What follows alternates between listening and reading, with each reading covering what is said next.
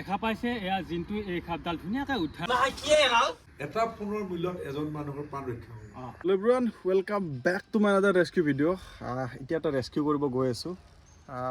জাগাটোৰ নাম কি আছিল? মংগলদৈ। মংগলদৈত ইয়াতে গাঁও এটাত সাপ এটা ওলাইছে বুলি কৈছে, ৰেড স্নেক। চ' গৈ পেলাই সাপটো ৰেস্কিউ কৰিম, আপোনালোকে ভিডিঅ'টো চাব।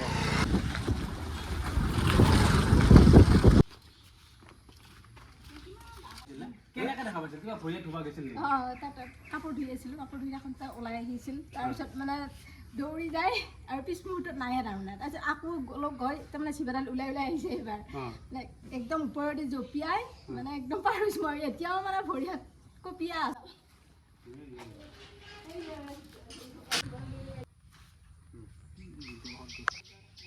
চাওক বন্ধুসকল, এয়া আমাৰ জিন্তু মোৰ কাষত আছে আৰু ই বহুত দূৰৰ পৰা মোৰ কাষলৈ আহিছে, সেইকাৰণে ইয়াক লৈ আহিলোঁ আজি আৰু আপোনালোকক দেখুৱাব কেনেকুৱাকৈ ই ৰেস্কিউ কৰে। আৰু মই ৰেস্কিউ আজি নকৰোঁ, আজি মোৰ ৰেস্কিউ কৰিব জিন্তু এটা হেঁচি দি দিয়া আৰু ধুনীয়াকৈ সাপটো ধৰি মানুহঘৰক উদ্ধাৰ কৰি দিয়া তুমি। আৰু চাওক আপোনালোকে ভঁৰাল ঘৰ, এই ভঁৰাল ঘৰৰ তলত বিভিন্ন ধৰণৰ কাঠ ৰাখি থৈছিল আৰু সেই কাঠৰ ফাঁকতে সেই সাপডাল দেখা পোৱা বুলি কৈছে আৰু বাহিৰৰ বোলে ভৰি দুখন কঁপি আছে।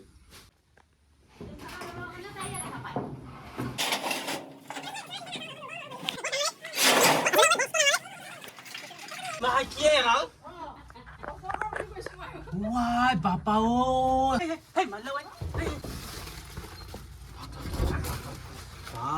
ধেমালি সাপ নহয় এইডাল।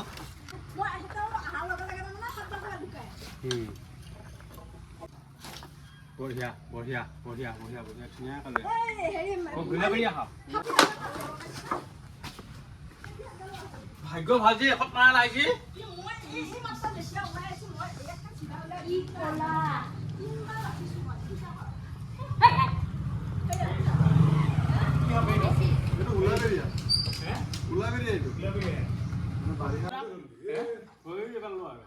আমি নহ'লে ধৰি গ'লি হ'ল আছে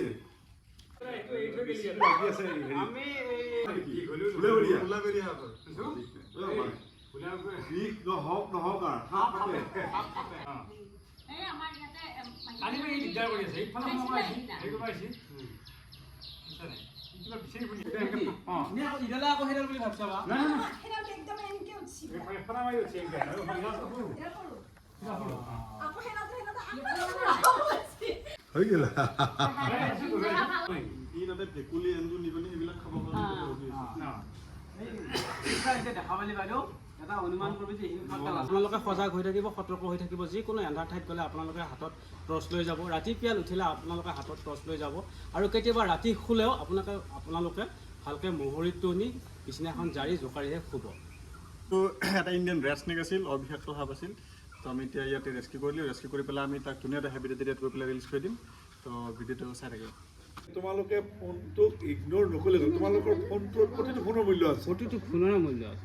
এটা ফোনৰ মূল্যত এজন মানুহৰ প্ৰাণ ৰক্ষা হ'ব। সেইকাৰণে তোমালোকৰ ফোনটোত যিকোনো অচিনাকি মানুহৰ আৰু মানুহজনে চনে ফোন কৰিব অলপ ভিতৰ হৈ ফোন কৰে, ভিতৰ হৈ মানুহটোক অলপ ক'ব লাগিব যে অলপ শান্তভাৱে কথা, কিন্তু এড্ৰেছটোৰ কাৰণে মানুহে এড্ৰেছটোৰ কথা ক'ব নাজানে, লোকেশ্যন নাজানে। আপোনাৰ ঘৰটো ক'ত বুলি ক'লে কোনফালে যাব লাগিব বোলে প্ৰপাৰ এড্ৰেছ নাই, প্ৰপাৰ এড্ৰেছ নিদিয়াৰ বিনিময়ত আধা ঘণ্টা দেৰি হৈ যাব বা 1 ঘণ্টা দেৰি হ'ব। গতিকে সোধা মানুহজনক কোৱা মানুহজনক প্ৰপাৰ এড্ৰেছ। এটা হৈছে গ্ৰীণ টিপ ভাইপাৰ, এটা হৈছে ৰাছেল ভাইপাৰ। কম আছে, এইটো এৰিয়াত নাই চাগে, পাহাৰত আছে। তাৰপিছত আৰু এটা আছে ৰেড নেক কিলবেক, সেইটো ৰঙা ডিঙিৰ গুম বুলি কয়, মানে অকল গলটো ৰঙা। সেইটো চাইলেণ্ট কিলাৰ, সেইটো হুবাহু একদম আপুনি যেনেকুৱা ওলাই পিনে হাতটো দেখিছে দেখাত প্ৰায় একে, কিন্তু ইমান ডাঙৰ গমেই নাপায়। সেইটো সাপে কামুৰিলে 6 ঘণ্টাৰ পিছতো চিমটম দেখাব পাৰে, 12 ঘণ্টাৰ পিছতো দেখাব পাৰে।